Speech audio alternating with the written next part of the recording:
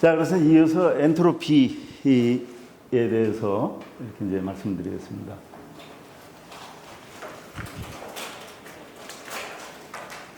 그 원래 이 엔트로피는 이제 지난 시간에도 잠깐 이제 언급을 했지만은 까르노라는 사람이 사디 까르노라는 사람이 이제 만든 개념이죠. 이 사람은 프랑스의 아주 명문 집안입니다. 아버지가 내무장관인가 그렇고 또 동생도 교육부 장관인가 하고 조카는 대통령까지 한 사람입니다. 이게 에콜 폴리테크닉 여기 이렇게 다니고 했었는데 아버지가 장군 겸 유명한 장군 겸 나폴레옹 시대 내무장관인가 무슨 장관도 하고 그러니까 보불 전쟁에서 지고 프로시아에 망명가 있었던 사람들입니다. 그래서 아버지를 만났는데 망명 중에 이제 아버지죠. 아버지를 만났는데 아버지가 라자르 까르노라는 사람인데 이 사람이 여기에 대한 기본 개념을 약간 갖고 있었어요. 그래서 뭐냐면은 영국이관은 불가능하다 하는 걸 어느 정도 알았어요. 왜냐하면 마찰 때문에 기계의 마찰 때문에 열이 다 운동을 안 한다는 걸 어렴풋이 알았던 사람입니다. 그래서 이 사람이 이제 아주 열 몇 살인가 20몇 살에 아버지를 이제 망명가 있는 프로시아에 가갖고 뭐 1시간인가 뭐 2시간 동안 얘기를 했다고 그래요. 아버지하고. 그래서 프랑스가 이렇게 쫄딱만 해갖고 프로시아한테 오스트리아 연합국한테 진 이유는 증기기관이 현찮아서 그렇다. 그 디자인이 형편없어서 그렇다. 그래서 이거를 다시 만들어보자. 해갖고 이제 이 사디 까르노가 증기기관의 효율을 높이기 위해서 이제 연구를 한 겁니다. 왜냐면 그 당시에는 영국의 이제 증기기관이 제일 효율이 좋았는데 3%였다고 그래요. 열이 100이 들어가면은 운동은 3%밖에 못 하는 겁니다. 그러니까 효율이 굉장히 나쁜 증기기관이죠. 근데 프랑스의 증기기관은 그보다 더 나쁜 거죠. 그래서 우리가 이게 전쟁에 져갖고 이렇게 됐다. 그래갖고 이 까르노가 3년 동안 붙들고 싸매고 해서 연구한 기간이 까르노 열 엔진이라는 겁니다. 근데 이 사람이 아깝게 36살에 콜레라로 죽었어요. 죽었고 이제 사장이 됐는데 이 사람의 이 까르노 열 엔진을 약 34년이니까 12년 후에 베누아 클레이 베론 이것도 연력학으로 유명한 사람이죠.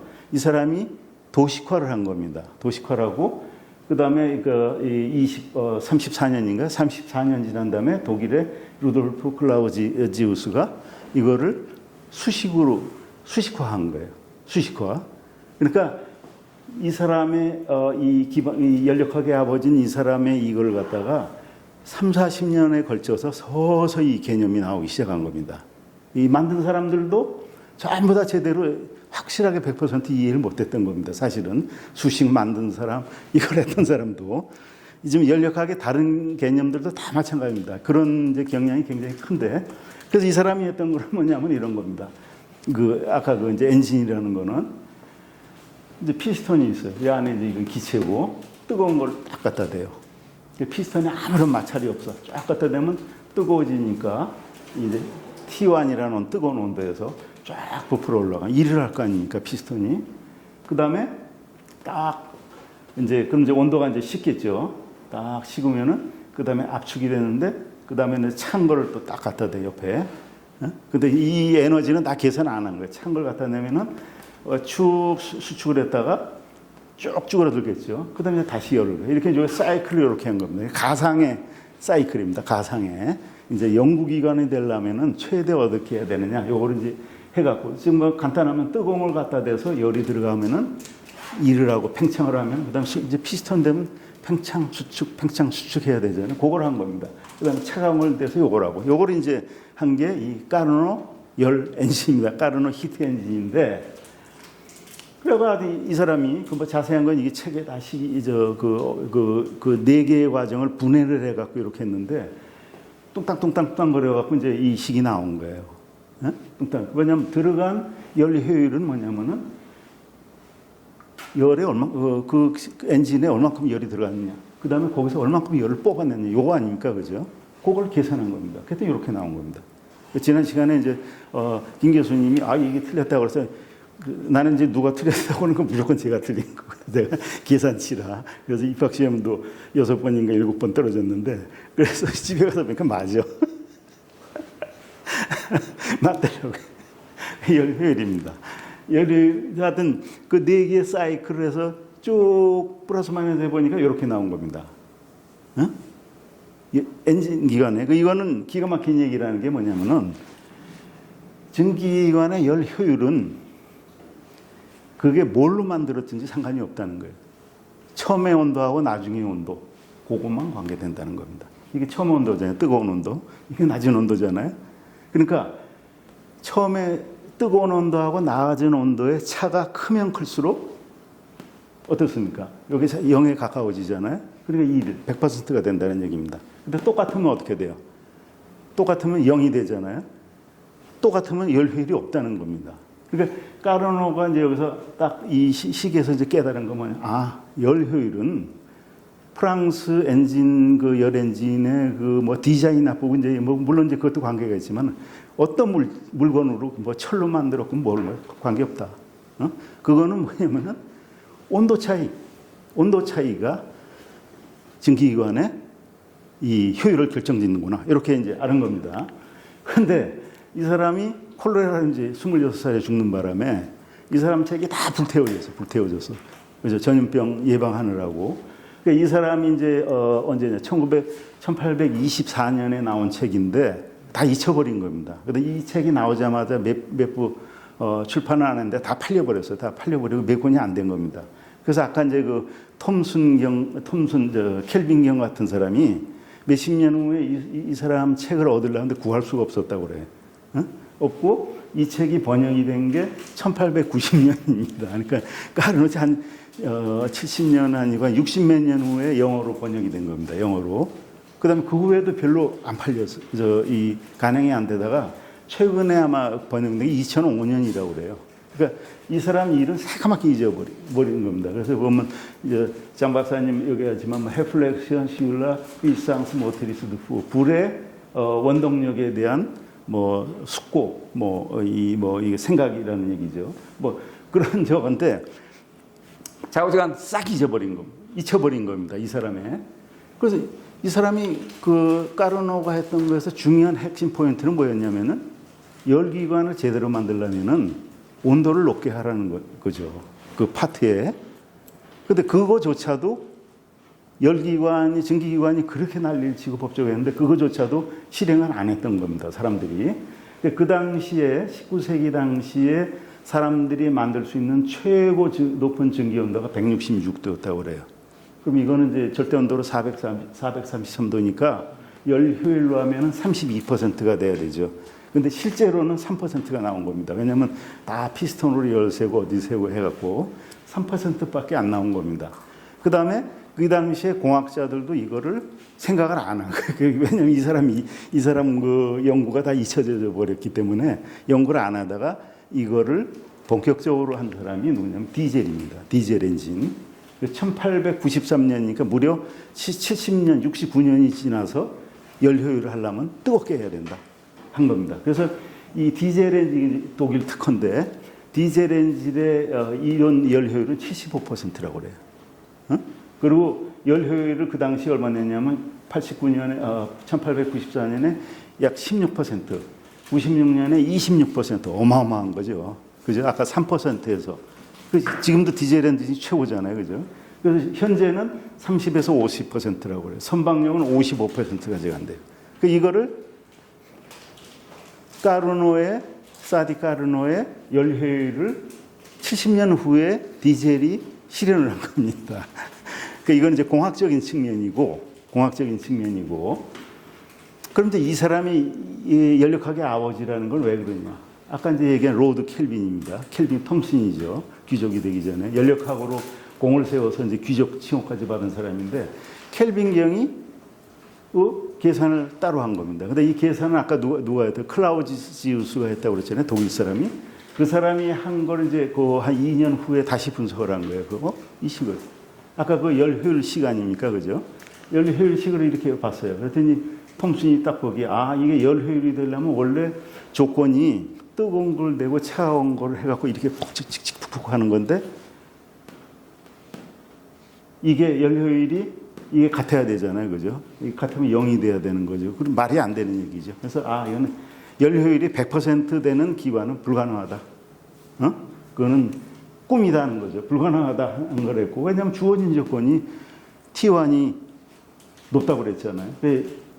기계적 에너지와 열 에너지를 100% 상호 변환하는 그런 연구기관은 불가능. 이거 이제 톰슨 경이 요 얘기를 한 겁니다.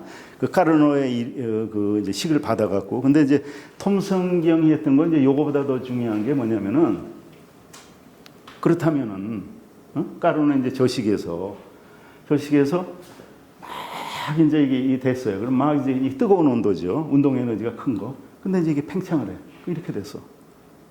근데 그냥 뚜렷한 대로 피스톤이 막 팽창을 했어. 열을 가해준 일이 다 가갖고 무한대로 쫙 가면, 아니 어느 단계에서는 구성 입자들이 올 스톱 하는 때가 있을 거 아닙니까? 그죠? 그걸 상상한 겁니다. 켈빈이. 그거를 운동이, 구성하는 입자들의 운동이 더 이상 팽창을 할 수 없게 완전히 정지된 상태. 그거 절대온도의 개념을 생각합니다. 이 톰슨이. 그래서 계산을 했어요. 그 뭐냐면 샤를의 법칙은 이제 부피하고 압력하고 부피하고 온도는 비례한다는 얘기 아닙니까? 그래서 이 톰슨이 온도를 정밀 측정한 거예요. 그랬더니 얘 이제 뭐 화씨 이런 걸 썼는데, 이 사람은 그런 거 쓰면 안 된다 그러는 겁니다. 이 사람은 섭씨 써야 된다. 끓는 물의 어느 점에서 끓는 점까지를 100개로 나누는 거, 즉 섭씨죠. 100개로 나눈 그 구간에서 하나, 그러니까 섭씨 1도일 때마다 부피가 얼만큼 느는지를 조사한 거예요. 기체에. 그 다음에 1도 줄일 때마다 얼만큼 했더니 273분의 1씩 늘거나 주는 겁니다. 1도마다. 그럼 거꾸로 뚜루루룩 해서 이렇게 하면 뭐가 나옵니까? 영하 213도는 부피가 0이 된다는 얘기죠. 그리고 톰슨이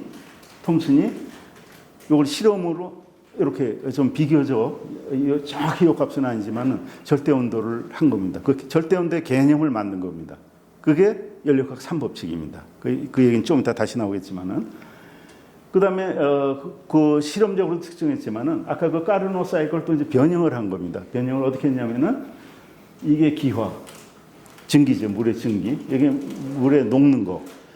기화와 물이 얼었다 녹는 거. 요 사이클을 생각한 겁니다. 이상적인 사이클이죠. 그래서 계산을 한 거예요. 계산하면은 이렇게 되는 거죠. 아까 100으로 나눈다고 했죠. 어느 점에서 끓는 점까지. 그래서 그럼 어느 점이 몇 도인가를 계산한 겁니다. 그 끓는 점이 이거보다 100개로 나눴다 보니까 100 플러스고, 그 다음에 들어가고 나온 열량은 정확히 측정을 할 수 있을 거예요. 근데 이게 이제 그렇게 간단하지는 않습니다. 이게 실험상으로 또 이론적으로도 간단하지는 않아요. 근데 이건 자우지간 실험으로 측정할 수가 있어요. 들어가고 나가는 온도는. 측정했더니 이렇게 나온 겁니다. 계산하니까 273도가 된 거예요. 그래서 카르노의 사이클을 이용해서 두 가지 방법으로 톰슨이 절대온도 0도의 개념을 생각해낸 겁니다. 하나는 완전히 기체 운동이 올 스톱이 되는 그걸 상상한 거고, 하나는 이 카르노 사이클을 이용해서 또 이걸 생각한 거고, 이렇게 했던 겁니다. 그래서 절대 온도는 영하 213.5도다. 이거보다 낮은 온도는 없습니다.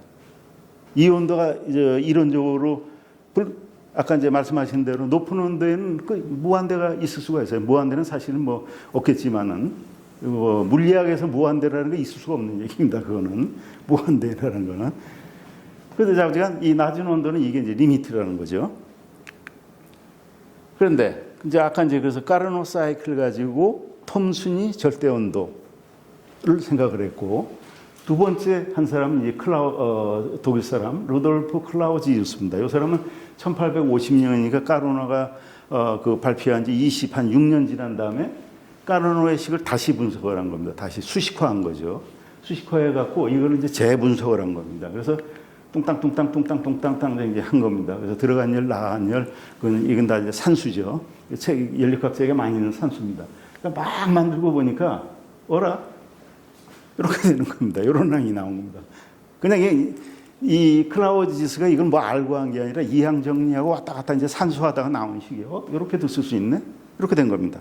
그건 무슨 얘기냐면은 Q가 아니고 열이 들어가고 나가고 이거는 Q 열량이죠. 열량이 아니고 열량을 온도로 나눈 항이라는 게 이상하게 이게 저렇게 쓸 수 있네 이렇게 된 겁니다. 그래서 클라우시스가 요 항이 이게 이제 열이 들어가고 나가고 열이 이렇게 이제 다른 일 에너지로 바뀌고 열이 이제 흩어지고 효율이 나빠지고 하는 거는 이것은 열량의 문제가 아니고 열량을 온도로 나누는 거에 문제가 있구나. 요거를 깨달은 겁니다. 근데 그렇지만 구체적으로 그게 뭔지는 몰랐어요. 그 이름을 엔트로피라고 이제 부른 겁니다. 그러니까 그리스어로 한다면은 내재적인 방향 뭐 이렇게 이제 이름을 붙일 수가 있겠죠. 그래서 사디 까르노의 이름을 따서 S라고 대문자를 붙이고 단위는 이제 줄, 에너지를 이제 온도로 나눈 거죠. 줄 켈빈이죠. 그다음에 이제 그걸 수식으로 이제 쓴다면 이거죠. 열량을 온도로 나눈 겁니다. 엔트로피고. 그런데 이 클라우지스도 자기가 이 식을 만들고 이름까지 붙였지만은 정확하게 이게 뭘 의미하는지는 몰랐어요. 이게. 그래서 다만 어떻게 얘기하냐면 큰 원칙만 제시한 겁니다. 열은 절대 자발적으로 낮은 온도에서 높은 온도로 흐르지 않는다. 높은 데서 너무나 당연한 얘기인데 그걸 한 겁니다. 왜 그러느냐? 왜 이런 생각을 하게 됐느냐? 엔트로피에 이제 정말 많은 의미가 있습니다. 하나하나 우리가 이제 다음 시간까지 볼 거지만 오늘 이제 몇 가지만 보죠. 첫째, 반응이 자발적으로 일어나는 반응이냐 이겁니다. 자, 철이 녹슬어요. 자동으로 녹슬죠. 근데 녹슨 철이 저렇게 되지 않아요. 절대. 가스가 이렇게 있는데 밸브 열어놓으면 이렇게 되지는 않습니다. 이게 다 자발적인 반응입니다. 이게 왜 일어나느냐는 겁니다. 그 아까 이제 만약에 이제 어떤 물질을 보죠. 단열재입니다. 단열재고 이제 어디 딱 뭐 막혀 있어요. 근데 열은 왔다 갔다 한다고 이렇게 봅시다. 그런데 A라는 용기가 있고 B라는 용기가 있어요. 온도는 T1이고 T2입니다. 열이 일리 흘러서. 그럼 이쪽 이제 온도가 높은 거죠, 당연히.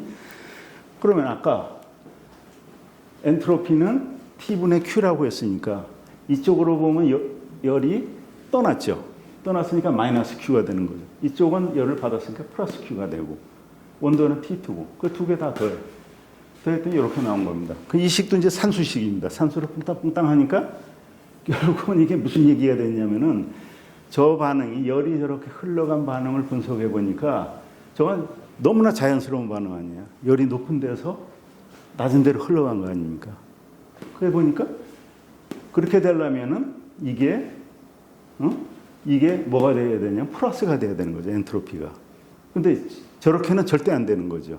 저거는 일어날 수 없는 반응이라는 겁니다. 마이너스가 되면 엔트로피가 마이너스가 되면 일어날 수가 없는 반응이라는 얘기입니다. 그래서 자발적인 반응이라는 얘기. 근데 0이 되면 어떡하냐? 이건 다 두 개 다 비자발적인 반응이. 이게 잘못된 자발적. 이건 비자발적. 자발적인 반응이 또 하나 있냐 뭐냐면 양쪽으로 왔다 갔다 할 수 있어요. 그건 이제 좀 이따 다시 얘기하기로 하고. 그 중요한 건 뭐냐?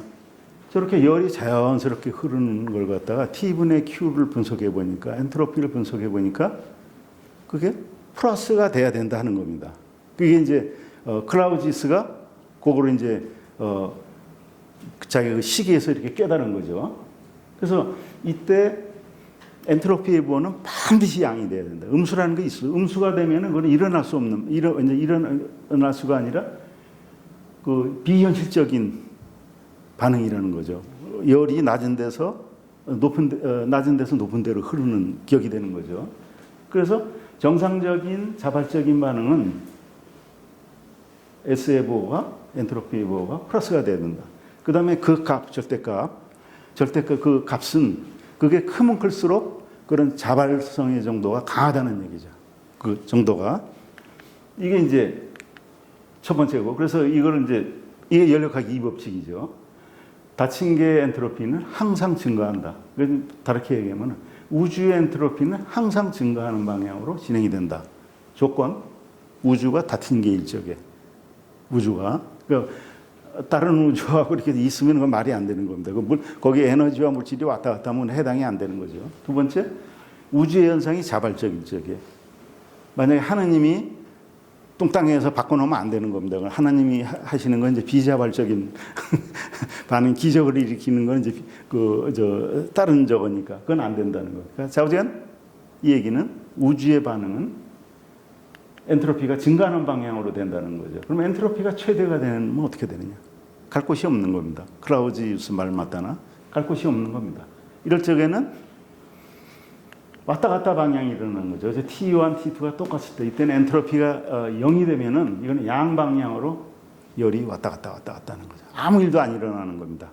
미시적으로는 미시 상태에서는 일이 일어나지만 거시적으로는 아무 일도 안 일어나는 겁니다.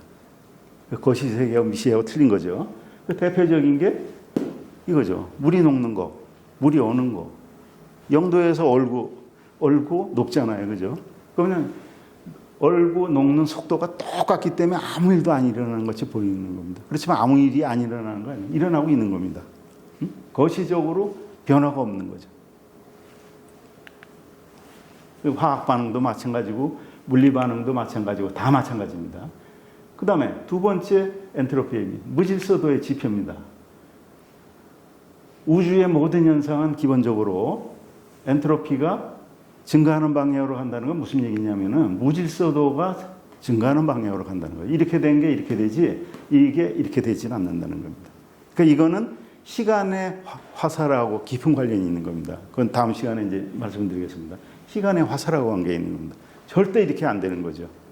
근데 이게 절대 이렇게 안 되는 게 아닙니다. 이렇게 될 수가 있습니다. 그건 이제 다음 시간에 말씀드리기로 하고요. 근데 왜 그러냐? 뜨거운 철이 있어요. 그럼 열이 나가잖아요. 한번 나간 열이 다시 원위치하지 않습니다. 왜? 아까 열 에너지는 혼란을 증가시키는 분자 운동이라고 그랬어요. 혼란이 증가됐기 때문에 엔트로피가 증가되면 다시 주워 담을 수가 없는 겁니다. 마찬가지로 지난 시간에 이제 잠깐 나왔던 거죠. 0도의 물하고 100도의 물에다가 그걸 데펴갖고 예를 들어서 100kJ의 열을 해요. 그럼 엔트로피가 366 줄 켈빈입니다. 큽니다. 양수죠. 100도에 있을 때는 268밖에 안 돼요. 다 플러스니까 다 자발적인 반응입니다. 자발적인 반응이지만은 저게 훨씬 커요. 그건 뭐냐면은 이쪽이 훨씬 더 격렬하게 자발적으로 반응이 일어난다는 겁니다. 무질서하게 일어나고 요겁니다. 이건 마찬가지입니다. 기체의 부피가 증가하면 엔트로피 증가합니다. 당연하죠. 무질서도가 증가하니까. 그 다음에 온도가 높아지면 기체 운동들이 막 이거 되니까 증가합니다. 엔트로피가. 그 다음에 두 물질 섞으면 막 뒤죽박죽 되잖아요. 그럼 증가합니다. 너무나 당연한 얘기죠. 세 번째 의미. 엔트로피가 증가한다는 것은 쓸만한 에너지가 점점 줄어든다는 얘기입니다. 그 에너지의 양은 똑같은데 진짜 쓸 수 있는 에너지가 줄어든다는 얘기입니다. 가령해서 이제 이 성냥불에다가 불을 붙였어요. 그럼 이 성냥불을 구성하는 분자, 그다음에 공기 분자들이 섞여 갖고 연기나 재가 돼서 날아가 버려요. 얘들은 무질서한 상태로 돼 버린 겁니다. 근데 얘들이 원위치에서 절대 이렇게 되지는 않죠. 흩어져 버리는 겁니다. 무질서하게 된 겁니다. 근데 이렇게 무질서하게 된 거는 뭐냐면 바꿔서 얘기하면은 이 연기를 갖고 이렇게 유용한 뭐를 할 수가 없는 거죠. 일을 쓸만한 에너지를 전부 갖다 버린 겁니다. 리차드 화이먼이 했던 이제 유명한 얘기죠. 마른 수건으로 쫙 닦으면은 엔트로피가 낮은 상태입니다. 잘 닦여져요. 근데 물에 흠뻑 젖어갖고 닦으면은 닦일 확률 반, 안 닦일 확률 반입니다. 왜냐면 물 분자 안으로, 수건 공간 안으로 물 분자가 들어가서 무질서하게 됐기 때문에 엔트로피가 증가한 겁니다. 그러니까 안 닦이는 겁니다. 쓸 일이 없는 겁니다. 똑같은 겁니다. 엔트로피가 그런 거죠. 굉장히 좋은 비유입니다, 이게. 그래서 엔트로피가 증가한다는 거는 쓸 수 있는 에너지가, 그 에너지 양은 똑같지만 쓸만한 에너지가, 유스풀 에너지가 줄어든다 하는 얘기입니다. 즉, 낮은 엔트로피는 쓸모있는 에너지가 많다는 얘기고, 최대 평형 상태에서 엔트로피가 최대가 됐다는 얘기는 더 이상 에너지의 증감이 없기 때문에 할 수 있는 일이 없어요. 그래서 거시적으로 변화가 없다 하는 얘기입니다. 근데 이제 엔트로피는 아까 뭐 엔탈피건 내부 에너지건 이런 것들은 전부 다 그 상대량만 본다고 그랬잖아요. 근데 엔트로피는 아닙니다. 엔트로피는 0도일 때, 절대온도 0도일 때는 엔트로피가 0이라고 봅니다. 열역학을 처음에 만든 사람들이. 그래서 그걸 절대 엔트로피라고 불러요. 절대 엔트로피. 그 왜 그러냐면은 이게 왜 그럼 0이 돼야 되느냐? 그건 이제 다음 시간에 나오겠지만은 이게 경우의 수로 따지거든요. 경우의 수 하나밖에 없습니다. 모든 원자들이 올스톱에서 정지해 있어. 그럼 이 세상의 전 구성 입자들이 원자고 뭐고 다 정지해 있어. 그런 상태는 하나밖에 없죠. 그죠? 그럼 상태의 수가 1입니다. 1. 이거 다음 시간에 나오는 식인데 그 로그 1은 0이잖아요. 그래서 0이라는 얘기입니다. 근데 절대 온도가 0도보다 높으면은 어떻게 되냐면은 절대 온도 0.1도라도 움직입니다. 움직이면 경우의 수가 어마어마하게 많아지죠. 엔트로피가 커진다는 얘기예요. 그러니까 절대 온도 0도에서는 엔트로피가 0이지만은 0보다 높은 어떤 온도에서는 점점 온도가 높아질수록 엔트로피는 증가를 한다는 얘기죠. 그리고 항상 양수고 온도가 높을수록 증가한다는 얘기입니다. 그래서 엔트로피를 다른 것들은 이제 델타 S를 안 쓰고 이렇게 씁니다. 표준 상태라는 얘기죠. 25도, 0도시, 0도에서 25고, 0에서는 0이고, 273도, 0도까지 사이에 델타 S를 이렇게 하는데 델타를 빼버린 겁니다. 그 다음에 델타 S에 이렇게 붙는 거는 다른 온도 구간할 때 이렇게 붙인다는 얘기입니다. 그래서 철의 엔트로피가 연력학체 보면 다 나와 있어요. 27.2 줄 몰 1몰당 이렇게 K다 하면 이거는 절대 온도 0도에서 그걸 뺐다는 얘기입니다. 이런 개념입니다. 자, 그래서 그러면 이제 예를 들어서 이거 메탄올, 에탄올 분자가 비슷하죠. 이게 훨씬 큽니다. 왜? 이게 복잡하니까. 그다음에 열적으로 진동하는 탄소 원자들이 막 진동하고 있는 겁니다. 그 운동 에너지가 아까 열이라고 그랬잖아요. 이렇게 되는 겁니다. 그래서 당연히 기체 고체가 되면 이제 이렇게 엔트로피가 높아지고 연력학 3법칙은 완벽한 결정이라는 거 아까 이제 처음 나왔던 그 얘기입니다. 0도케에서 엔트로피가 0이다. 근데 이게 이제 독일 사람 네른스트가 1906년에 내린 정의인데 사실은 이 세상 물질은 고체만 있는 건 아니죠. 그러니까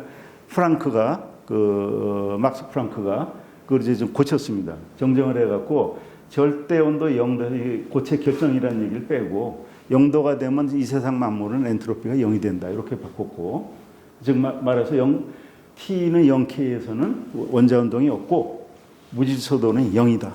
하나도 아주 정돈된 상태 하나만 있다는 얘기죠. 이렇게 얘기를 했는데 사실은 양자역학적인 견해를 본다면 아까도 얘기했지만은 그건 아니죠. 왜냐하면 0도에서도 에너지가 있는 겁니다. 바닥 상태만 있기 때문에. 그래서 연력학에서 이렇게 옛날 사람들이 얘기했던 이 개념은 사실은 약간 틀린 개념입니다. 연력학 3법칙인데 연력학 세계는 다 이제 이렇게 얘기를 하고 있죠. 근데 엄밀한 의미에서 하면 이겁니다. 왜? 여기에는 뭐가 들어가냐면 아까 얘기한 대로 포텐셜 에너지가 들어가 있어야 되는 거죠. 왜냐하면 이 열이나 이런 것은 뭐냐면 운동의 키네틱 에너지만 생각한 거거든요. 그렇다는 의미입니다. 자, 자유 에너지. 그런데 엔트로피가 굉장히 좋은 개념인데 이게 문제가 있어요. 왜 그러냐면은 예를 들어서 수소하고 산소하고 만나면은 수소 폭발하잖아요. 빵 폭발하고 수증기가 생기죠. 엔트로피가 얼마냐? 마이너스 327 줄 퍼 켈빈이에요. 이건 말이 안 되는 얘기죠. 이 격렬한 자발적인 반응에 엔트로피가 마이너스가 되는 거예요. 말이 안 되는 얘기잖아요. 그죠? 자발적인 반응은 엔트로피의 저 숫자가 크고 양수해야 되는데 마이너스가 되는 거예요. 왜 그러냐? 이 반응이 일어날 적에 엔탈피, 열이 나는 겁니다. 발열 반응이 일어나는 겁니다. 그래서 마이너스 572kJ의 열이 발생되는 거예요. 마이너스라는 건 계를 떠난다는 얘기죠. 발열 반응이라는 얘기입니다. 계가 여기 떠나니까 주변에는 어떻게 되겠어요? 주변에서는 열을 받은 겁니다. 받은 거죠.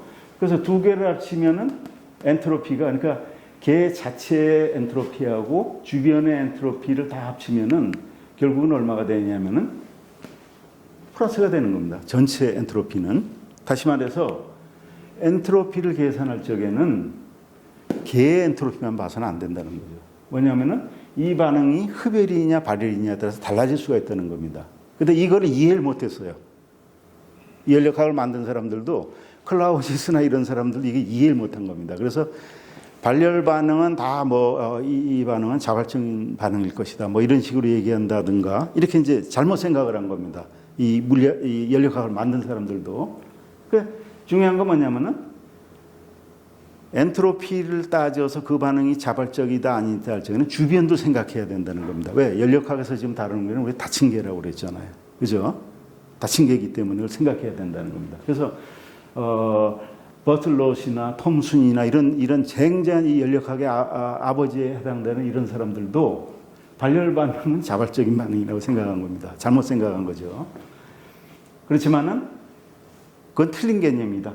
왜? 주변에 엔트로피를 보려면은 개의 엔트로피도 봐야 되지만 주변의 엔트로피를 같이 봐야 된다는 얘기입니다. 근데 문제가 뭐냐면은 이 주변을 일일이 따로 계산해야 돼. 주변을. 그 첫째 문제. 두 번째는 엔트로피가 지금 우리가 봤듯이 이제 에너지를 온도로 나눈 거잖아요. 그게 에너지의 항이 아니야. 굉장히 불편한 겁니다. 이 문제를 해결해야 됩니다. 그게 바로 자유에너지입니다. 자유에너지. 두 사람이 깁스하고 헬머츠 이제 두 사람이 이제 이 식을 만든 겁니다. 근데 사실은 식을 만든 사람은 깁스입니다. 깁스 예일 대학의 그 1800몇 년에 깁스고 그다음에 헬머츠는 독일 사람인데 이 사람은 이 깁스라는 사람이 이게 식을 자기가 이제 뭐 난해하게 이렇게 써하고 뭐 명확하게 얘기를 안 했어. 식도 이상 야릇하고. 그다음 몇 년 있다가 이 사람이 헤르몰츠가 그걸 재해석을 한 겁니다. 식도 다시 쓰고 그게 이거야 이렇게 얘기를 한 겁니다. 자, 그 내용이 이제 뭐냐면은 헤르몰츠의 자유에너지인데 연력학 책에도 이게 먼저 나오죠. 근데 사실은 깁스가 먼저 계산을 하고 헤르몰츠가 해석을 한 겁니다. 나중에. 왜냐면 깁스가 그냥 아까 그 누구냐? 깁스는 이제 예일 대학인데 옛날에 이제 예일 대학이 대단한 대학이 아니었기 때문에 자기 도서관 나가고 집하고 거기만 왔다 갔다 하다 결혼도 안 하고 거기만 왔다 갔다 하는 사람이라고 그래요. 아주 깜깜한 사람 앉아서 이 계산만 하고 이제 이랬던 사람이라고 그래요.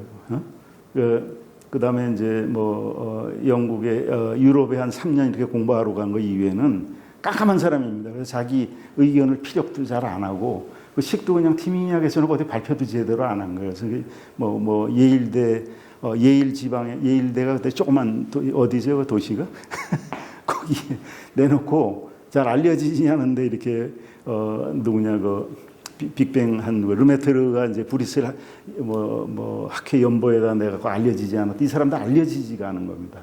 나중에 알은 거지. 헤르몰츠는 그걸 이제 구해다 계산한 겁니다. 이 사람. 근데 헤르몰츠의 자유에너지는 아주 간단한 개념이에요. 왜? 아까 이제 뭐라고 그랬냐면은 내부의 일연력학 일법칙은 내부 에너지는 들어간 열량 한일, 요 한일 아닙니까? 온도 곱하기 압력은 그거라고 그랬잖아요. 그겁니다.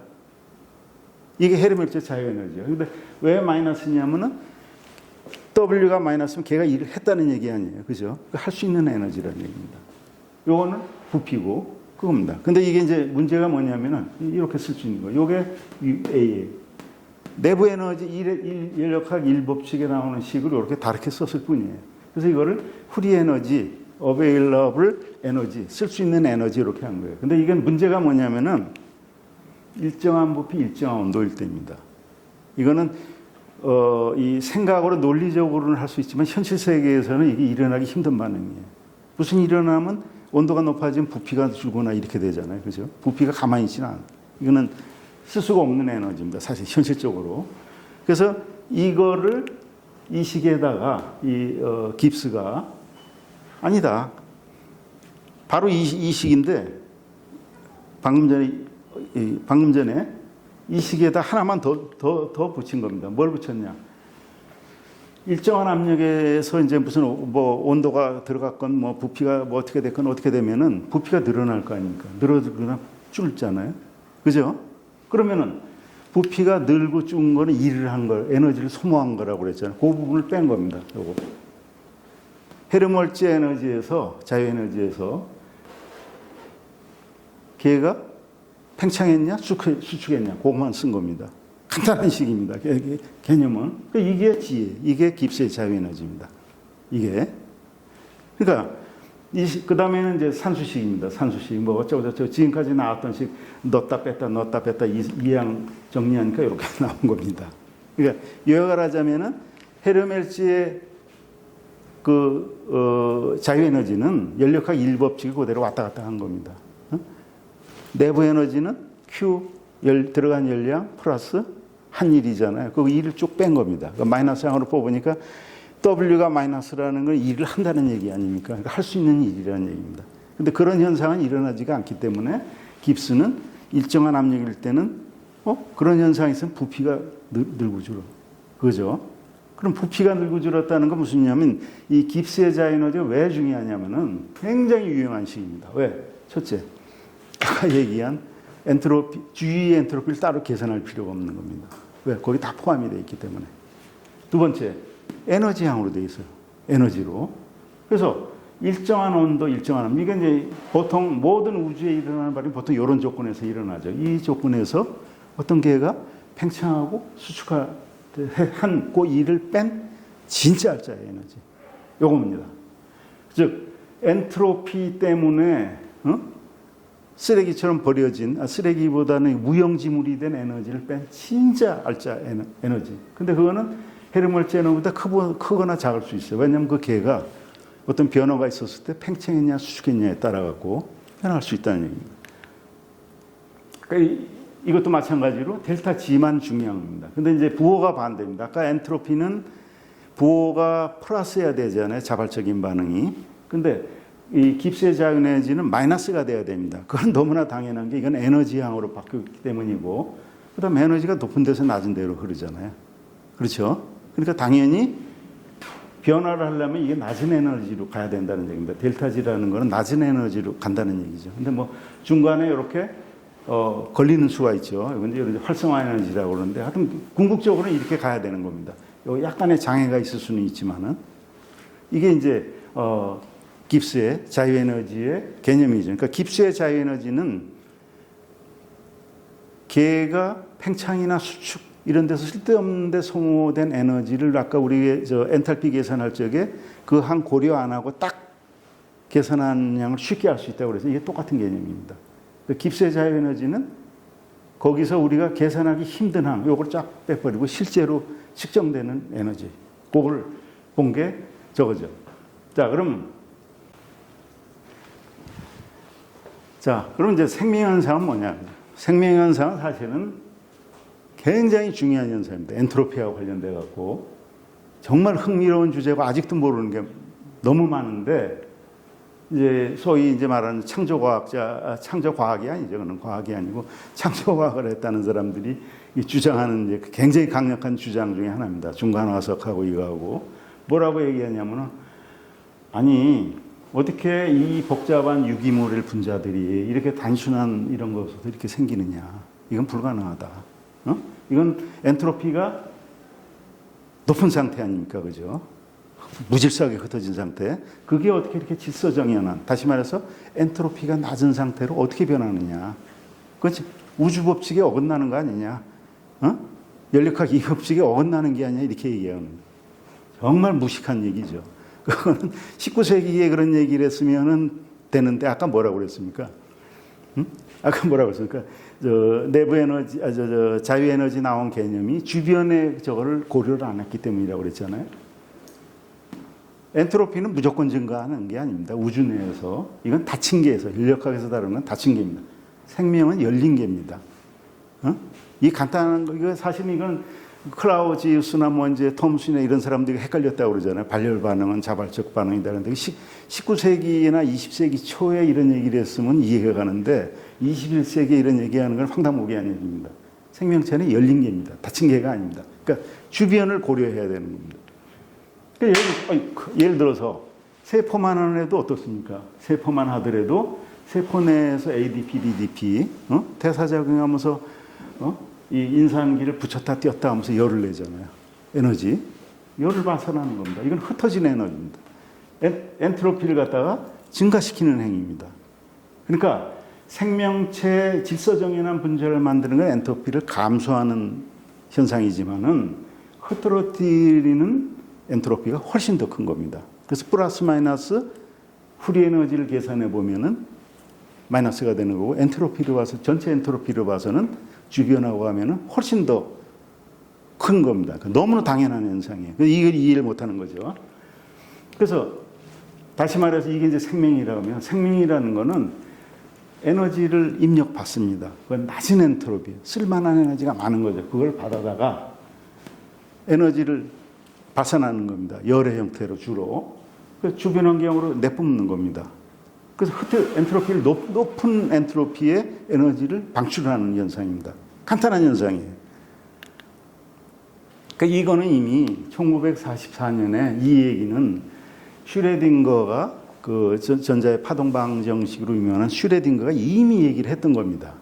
그런데 그 얘기를 아직도 하고 있어요. 참 답답한 얘기죠. 그 슈레딩거가 얘기했던 거는 생물이라는 건 질서를 유지하는, 다시 말해서 작은 엔트로피를 갖다가 유지하는 거시기다 그래서 생각, 의지, 의식 뭐 이런 거 다 정돈된 정보 아닙니까? 그걸 만드는 거라는 거죠. 이 세상은 막 흐트러진다고 그랬는데 생명은 그 반대를 하는 겁니다. 반대 형상. 이 사람은 뭐냐면은 정확히 조금 아까 얘기했던 자유의 에너지의 개념을 얘기합니다. 주변의 에너지, 주변에 흐트러지는 에너지도 생각해야 된다는데 슈레딩거는 이제 총증들이 자유의 에너지 그러면 이제 헷갈리잖아요, 우리가 그죠?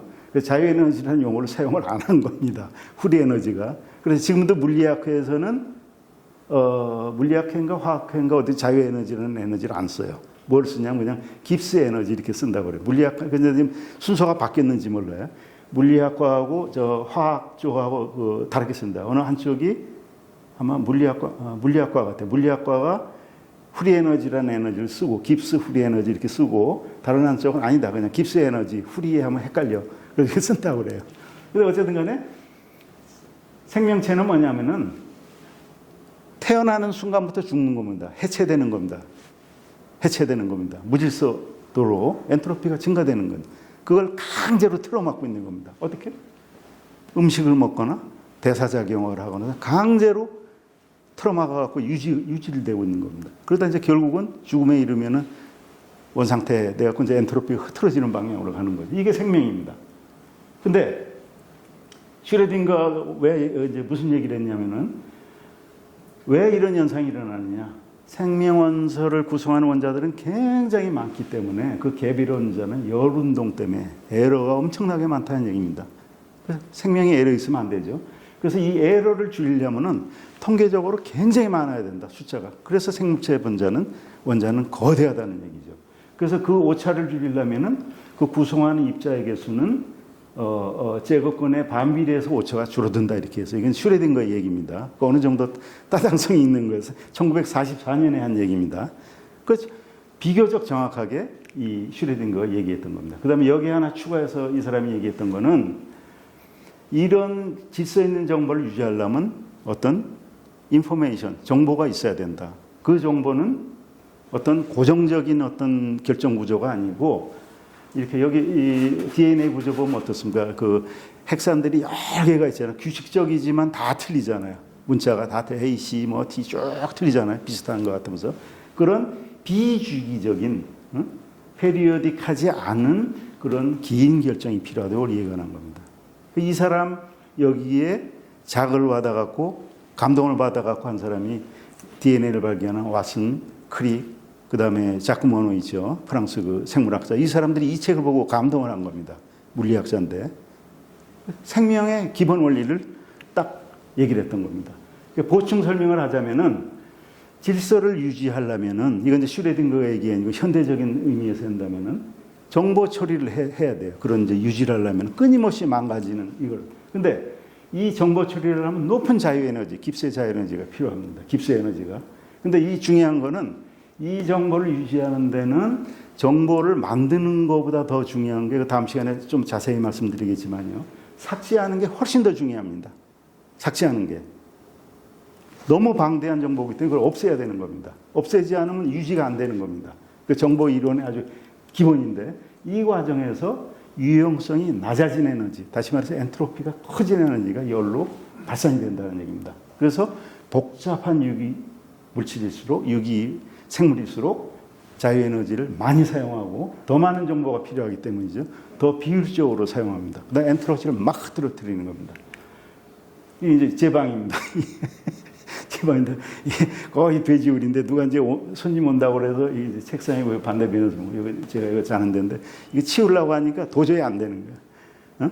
이거 치우려면 삭제하는 게 더 힘들어요. 에너지 엄청나게 소모해야 되는 거야. 그냥 내두자. 삭제하는 게 더 힘든 겁니다. 삭제하는 게.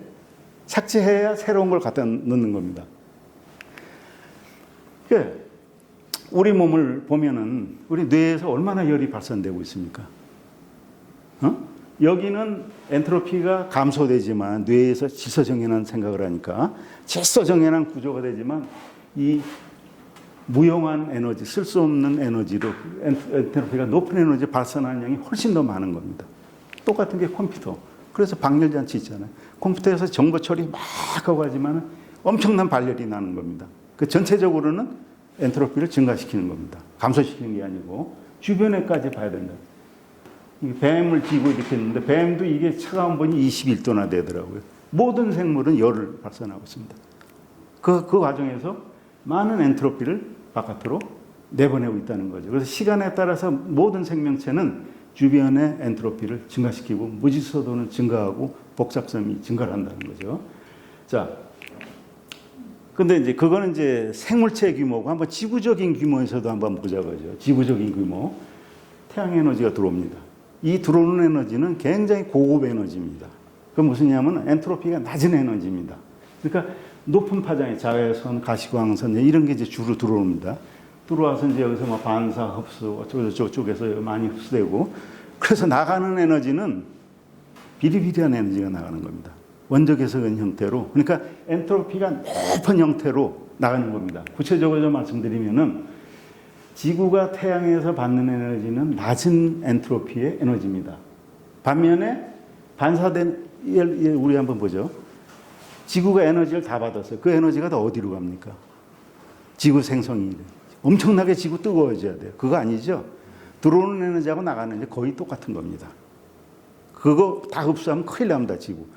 들어온 것만큼 나가는 겁니다. 나가는데 그 나가는 에너지가 질이 틀린 겁니다. 들어오는 에너지는 낮은 엔트로피의 고강도의 에너지고 나가는 에너지는 예를 들어서 한 개의 단파장, 짧은 파장에 고에너지가 이렇게 들어오면 나가는 거는 저에너지의 주로 이제 원적외선 형태의 20개 정도, 한 개의 센 파장이 왔으면 20개 정도로 나눠갖고 또 복사 에너지 형태로 해갖고 20개의 광자로 나간다는, 다시 말해서 엔트로피가 20배 증가한다는 얘기예요.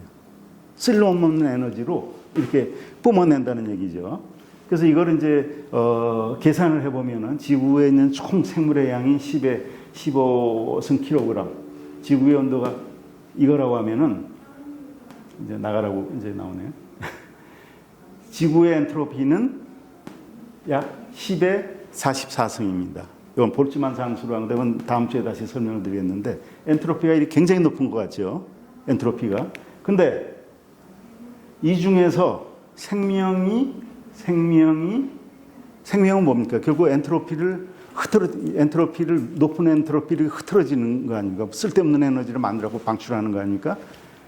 이 많은 에너지 중에서 생명이 흐트러지는 부분은 극미량이라는 얘기입니다. 나머지는 다 지구 자체도 이런 쓸데없는 에너지로 만들어서 보낸다는 얘기입니다. 그래서 생명이 왜 지구에 있어야 하는 건 너무나 당연한 현상입니다. 이런 관점에서 보면은 기적이 아닙니다. 그래서 이제 근데 이 엔트로피 위에 또 하나 생각해야 되는 게 있어요. 금방 물에다 잉크 넣으면 어떻게 됩니까? 혼란도가 증가해서 무질서하게 되죠. 근데 그 중간 단계, 나중에는 완전히 흩어져서 무질서하게 돼요. 그래서 중간에 어떻게 됩니까? 오묘한 구조가 생겨요. 마치 생명 같은 거죠. 중력도 마찬가지일 겁니다. 그건 다음 시간에 얘기했는데. 그래서 엔트로피가 아닌 복잡성의 문제입니다. 이거는 복잡성에. 이게 어떻게 되냐면은 이제 이거를 합해서 벨기에 이제 프리고진이죠. 77년 노벨 화학상을 받은 사람인데 이게 왜 이렇게 된다는 걸 설명한 겁니다. 그다음에 MIT에 이거 지금 한 40살밖에 안 된 사람인데 물리학으로 생물을 한 겁니다. 복잡성의 문제입니다. 엔트로피. 그래서 엔트로피는 이렇게 됩니다. 우주가 이제 늘어나서 이렇게 될 거예요. 열적 죽음에 이르죠. 콤플렉시티는 증가했다, 감소를 합니다. 이 단계에서 생명이 나타난 겁니다. 나중에는 이렇게 되겠죠. 이거하고 좀 헷갈리고 있는 겁니다. 예? 여기에는 이제 중력도 들어가고 이제 들어가는데 그 주제는 다음 시간에 하겠습니다. 다음 시간에 이제 수식도 별로 없어요. 감사합니다.